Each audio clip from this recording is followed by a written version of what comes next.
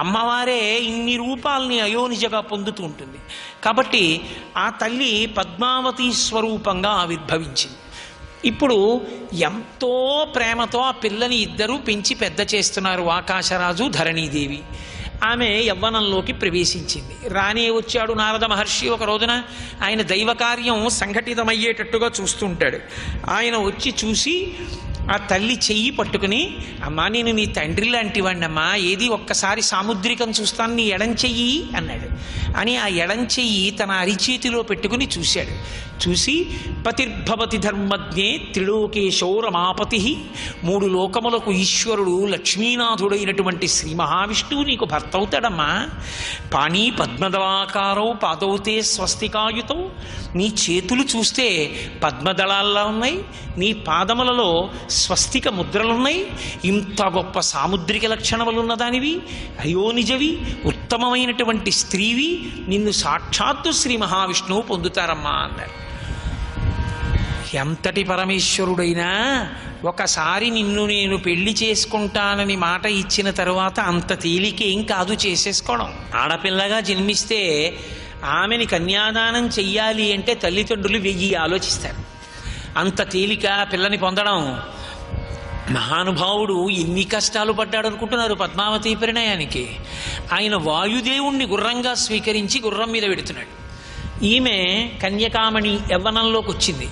ఈమె వనవిహారం చేస్తూ పువ్వులు కోసుకుంటోంది, చెలికెత్తెలతో కలిసి తిరుగుతోంది. ఇంతలో ఎక్కడి నుంచి వచ్చిందో ఓ భద్రగజం ఒకటి వచ్చింది.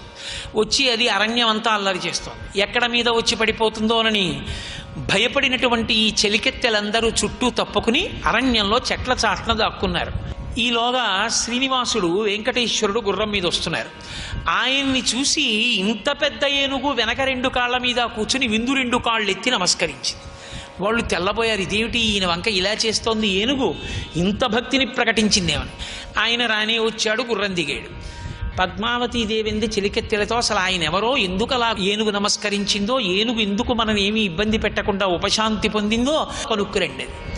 ఈ చెలికెత్తెలు వెళ్ళి అడిగారు, కస్తం ఎక్కడి వాడివి, ఎవరు నువ్వు, ఎక్కడి నుంచి వచ్చావు, నీ తల్లిదండ్రులు ఎవరు, అన్నదమ్ములు ఎవరు, అక్క చెల్లెళ్ళు ఎవరు అన్నీ చెప్పమన్నారు.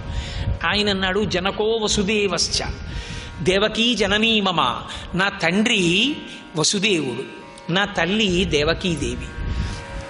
జనకో వసుదేవశ్చ దేవకీ జననీ మమ అగ్రజ శ్వేతకేశశ్చ, నా ముందు పుట్టినవాడు బలరాముడు. సుభద్ర భగినీ మమ, సుభద్ర నా చెల్లెలు. నేను అష్టమి నాడు పుట్టాను, అర్ధరాత్రి పుట్టాను, నల్లగా మేఘంలా ఉంటాను, అందుకని నన్ను కృష్ణ అని పిలిచింది మా అమ్మ. నాకు అబ్బో 5 బావలు, అందులో నాకు ఇష్టమైన బావ అర్జునుడు. ఇంకొక 4 బావలు కూడా ఉన్నారు. నేను ఎప్పుడూ భక్తుల వెంట తిరుగుతూ ఉంటాను.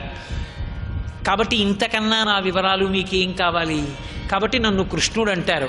నేను మీ సఖి అయినటువంటి పద్మావతి యందు మనసుంచుకున్నాను, ఒక్కసారి ఆమెతో మాట్లాడతానన్నాడు.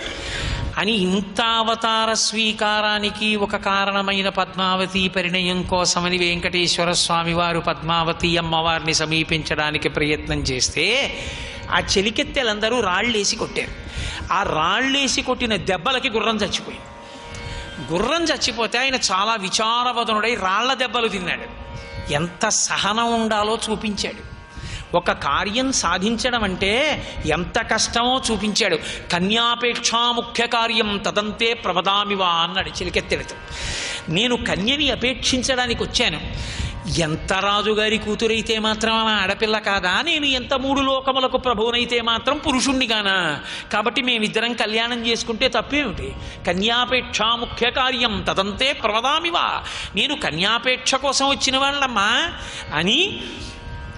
నాకు ఈ కార్యం కానీ పూర్తయిపోయిందా, కార్యాంతే మరణం సౌఖ్యం, అనుకున్న పని పూర్తయిపోయిన తర్వాత ఇక చచ్చిపోయినా బెంగలేదు అని వాళ్ళకి నీతులు చెప్పి ఆమె దగ్గరికి వెడితే రాళ్ళేసి కొడితే గుర్రం చచ్చిపోతే తనకి ఒంటి నిండా దెబ్బలు తగిలితే నెత్తురు కారుతూ ఖిన్నవదనుడై మళ్ళీ తిరిగి వకుళమాత తాను ఉండేటటువంటి పుట్ట దగ్గరికి వెళ్ళిపోయాడు. సర్వం శ్రీ ఉమామహేశ్వర పరబ్రహ్మార్పణమస్తు. స్వస్తి.